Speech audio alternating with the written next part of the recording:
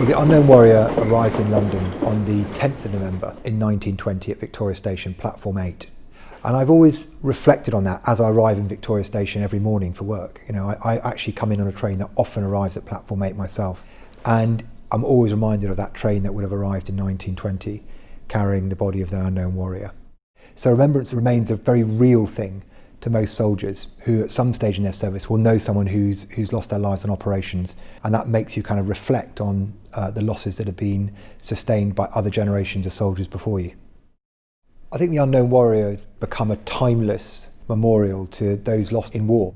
He lay there overnight and then moved on a horse artillery gun carriage from Victoria Station to Westminster Abbey, going up to Wellington Arch, Hyde Park Corner, down Constitution Hill, down the Mall, along Whitehall, to Parliament Square and Westminster Abbey.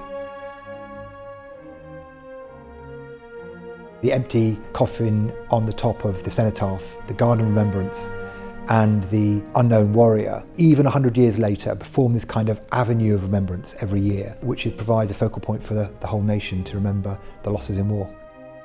The Unknown Warrior has become, I think, an eternal symbol for remembrance and has taken on a significance that perhaps nobody anticipated in 1920. It still feels very relevant.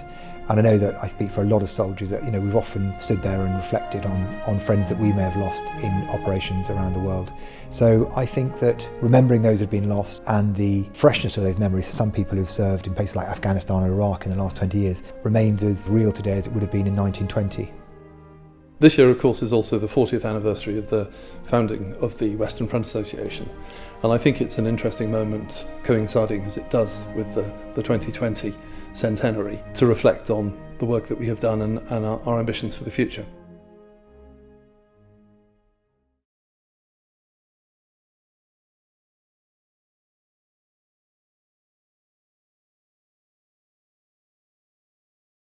In Flanders fields, the poppies blow between the crosses, row on row that mark our place.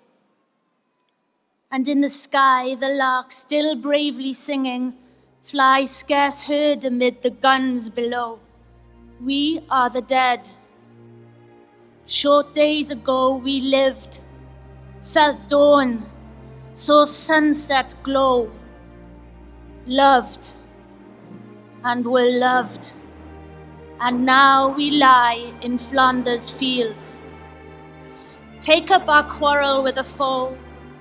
To you from falling hands we throw the torch, be yours to hold it high. If ye break faith with us who die, we shall not sleep, though poppies grow in Flanders fields.